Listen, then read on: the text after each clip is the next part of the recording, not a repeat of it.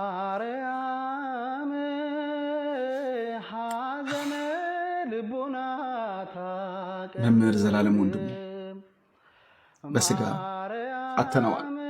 ሙሉ ሕይወቱ ስለ ክርስቶስና ስለ ወንጌል ሳይሰስት የሰጠ 365ቱንም ቀን ዘላለምን የምታገኙት በአውደ ምሕረት ላይና በአገልግሎት ብቻ ነው።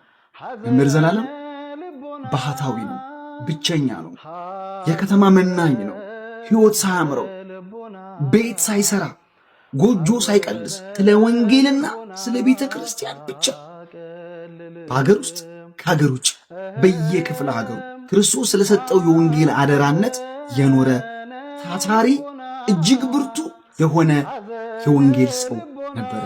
ኦርቶዶክሳውያን መቼም በዘላለም ትምህርት ልቡን ያላቀና መንፈሱን ያላረጋጋ ሃይማኖቱን ያልወደደ ማህተቡን ያላጠበቀ አንድም ሰው የለም።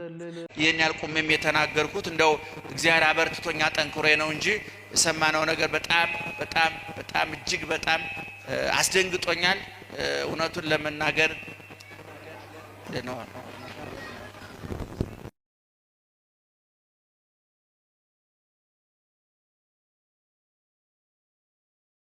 ሲባል አምኖ መቀበል የማይፈልግ እንደ ሰው ያመው ነበር። ቅዱስ ጳውሎስ ህመም ነበረበት።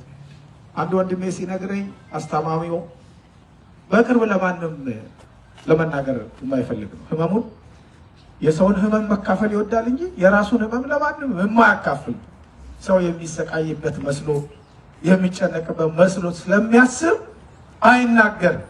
ነገር ግን ታማሚ ነው። ከ8 ዓመት በላይ በመምህር ዘላለም በተለያዩ ህመሞች እየተሰቃየ ነበር መድረክ ላይ የሚቆም ነበር። የብዙ አገልጋዮችን ህመም ምዕመናን አያውቁም። እሱም ለማንም ተናግሮት አያውቅም። እዚህ ከመጣ በኋላ ይሄ ሁሉ የሚተራመስ ዘመድ ወገን እያለው አንድ ነፍሱ የፈቀደችለትን ወጣት ብቻ ጠርቶ ከመጣ 2 ሳምንት ሆነው ወደ ሕክምናው ሹልክ ብሎ ለዛው ትንሽ ያመኛል እስቲ ቼክ ላድርግ ብሎ ነው የሄደው። ቼክ ሲደረግ ግን የተነገረው ነገር ሌላ ነው። እንዴት ነው ቆመ የምትሄደው ነው ያሉት። እና እንዲህ የሆነ እንኳን ወንጌልን ይዞ ይሮጥ ነበር፣ ይሰብክ ነበር፣ ያገለግል ነበር። ዛሬ በፌስቡክም ሆነ በዚህ አይነት ሁኔታ ያለው የሚሮጠው ህዝብ መምህር ዘላለም ወንጌሉን እንጂ ህመሙን ሰምቶት አያውቅም፣ ጭንቀቱን ሰምቶት አያውቅም፣ ጉዳቱን ሰምቶት አያውቅም። እንደ ሰውም አይታይም። ነገር ግን መልአክን ሰማዕትን ቤተክርስቲያኗን በሚገባ አስከብሮ ያለፈ መድረኳን አስከብሮ ያለፈ የመምህርነትን አገልግሎት የወንጌል ሰባኪነትን አገልግሎት ስራዬ ብሎ ለሌሎች ያስተላለፈ ከቤተሰቡ ከወንድሙ ጀምሮ አሁን ነው እዚህ ቤተ መቅደስ ውስጥ ነው የሰማሁት። መጋቢ ሐዲስም አዝነው አልቅሰው ያሉበት፣ እኛም እያዘን እያለቀስን ያንንበት አንድ የሆነ ነገር ሰማን። ይኸውም መምህር ዘላለም ወንድሙ የቅዱስ ሚካኤል ዕለት እዚህ የመጡ የሚያስተምሩ ወንድማችን አርፈዋል የሚል ሰማንና አዘን። በጣም የእሳቸውን ማረፍ ስንሰማ በመላ ኢትዮጵያ በሀገር ውስጥም በውስጥም በውጭም ሀገር የሚያስተምር ወንድማችን ዘላለም ወንድማችን የምታውቁት ጥዑም አንደበት መላ ዘመኑን ሁሉ ሲያስተምር ወንጌል ሲያስተምር የኖረ ወንድማችን ማረፉን ስንሰማ በጣም አዘን። እንዴት እንደሆነ ምን እንደሆነ አናውቅም፣ እግዚአብሔር ነው አዋቂው። ሐዘኑ የቤተ ክርስቲያን ነው፣ የካህናቱ ነው፣ የዲቃውንቱ ነው። የቤተ ክርስቲያን ሐዘን ነው፣ የሁላችን ሐዘን ነው። እንግዲህ እግዚአብሔር ለቤተ ክርስቲያን የሚበጀውን ያድርግ፣ እኛንም እናንተንም እግዚአብሔር ያጽናችሁ። ሌላው ቀጣውን ነገር በሚዲያና ባለው ነገር መከታተል ነው ያለብን። ይሄ ነው ያሳሰበንና ያሳዘነን።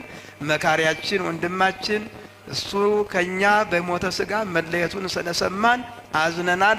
እናንተም የኛም የናንተም ሐዘን ነው። እግዚአብሔር ያጽናችሁ፣ እግዚአብሔር ያጽናን። ያው የቸርነቱን ስራ ይስራልን፣ በሰላም ያውለን፣ ለብርሃነ ትንሣኤው በሰላም ያድርሰን። አባታችን ሆይ በሰማያት የምትኖር ስምህ ይቀደስ፣ መንግሥትህ ትምጣ፣ ፈቃድህ በሰማይ እንደሆነች እንዲሁ በምድር ትሁን። የዕለት እንጀራችንን ስጠን ዛሬ፣ በደላችንን ይቅር በለን እኛም የበደሉን ይቅር እንደምንል። አቤቱ ወደ ፈተና አታግባን፣ ከክፉ ሁሉ አድነን እንጂ መንግሥት ያንተ ናትና ኃይል ክብር ምስጋና ለዘላለሙ አሜን። እመቤታችን ቅድስት ድንግል ማርያም ሆይ በመልአኩ በቅዱስ ገብርኤል ሰላምታ ሰላም እንልሻለን። በሐሳብሽ ድንግል ነሽ፣ በሥጋሽም ድንግል ነሽ። አሸናፊ እግዚአብሔር እናት ሆይ ሰላምታ ላንቺ ይገባሻል። ከሴቶች ሁሉ ተለይተሽ አንቺ የተባረክሽ ነሽ፣ የማኅፀንሽ ፍሬ የተመሰገነ ነው። ጸጋን የተመላሽ ሆይ ደስ ይበልሽ፣ ልዑል እግዚአብሔር ከአንቺ ጋር ነውና ከተወደደው ልጅሽ ከጌታችን ከመድኃኒታችን ከኢየሱስ ክርስቶስ ዘንድ ይቅርታን ምሕረትን ለምኝልን ኃጢአታችንን ያስተሰርይልን ዘንድ ለዘላለሙ አሜን። የፍቅር ባለቤት የሰላም ንጉሥ ሰላማዊ ኢየሱስ ክርስቶስ ሆይ ሰላምን ስጠን፣ ሰላምን አጽናልን። በሰላም ወደ የቤታችን እንድንገባ የበቃን ታደርገን ዘንድ አድነኖ አርስቲክሙ ቅድመ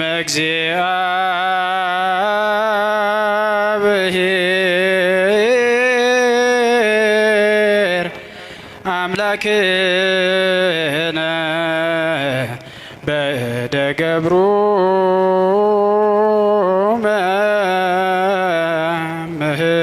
መምህር ከመ ይባርክሙ አሜን። እግዚአብሔር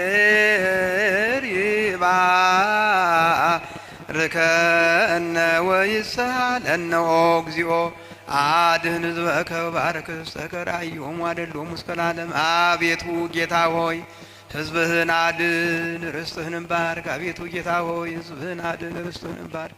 እስከ ዘላለሙ ጠብቃቸው፣ ከፍ ከፍ አድርጋቸው። በአንድ ልጅ በጌታችን በአምላካችን በመድኃኒታችን በኢየሱስ ክርስቶስ በክቡር ደሙ የዋጀሃት ቤዛም የሆንካት ቅድስት ቤተ ክርስቲያንን ጠብቅልን። ለንጹሕ ወገንና ቅዱስ ስለሆነ ሕዝብ ማደሪያ ትሆን ዘንድ የጠራሃት በዚች ቅድስት ቤተ ክርስቲያን መጥታችሁ ተሰብስባችሁ የጸለያችሁ የጌታችንን የአምላካችንን የኢየሱስ ክርስቶስን ቅዱስ ሥጋውን ክቡር ደሙን የተቀበላችሁ በማወቅ ወይም ባለማወቅ የሰራችሁትን ኃጢአታችሁን ይቅር ይበላችሁ። ሞት አይቀርም። ሰው በረሃብ ይሞታል፣ በበሽታ ይሞታል፣ በመኪና አደጋ ይሞታል፣ በጦርነት በሰው እጅ ይሞታል፣ እንቅፋት ሞቶ እንሞታለን፣ መራቃችን ትን ብሎ እንሞታለን። ከመጣ አይቀርም። ግን ሃይማኖትን አጽንቶ ምግባርን አቅንቶ ለንስሐ የሚገባ ፍሬ አፍርቶ የአምላክን ቅዱስ ሥጋና ክብር ደም ተቀብሎ ተዘጋጅቶ መሞት ደግሞ መታደል ነው። ሞት እረፍት ነው። ሥጋችንን የሚገድሉት ነፍሳችንን የት ያገኟታል? ሥጋችሁን የሚገድሉትን አትፍሩ ይላል። ነፍሳችሁን መግደል አይቻላቸውም ይላል የማቴዎስ ወንጌል ምዕራፍ 10 ቁጥር 28 ላይ። ስለዚህ ሥጋችን የሚገድሉትን አትፍሩ፣ ይልቅ አምነን እንሞት። እግዚአብሔር ለሁላችንም ጽናቱን ይስጠን።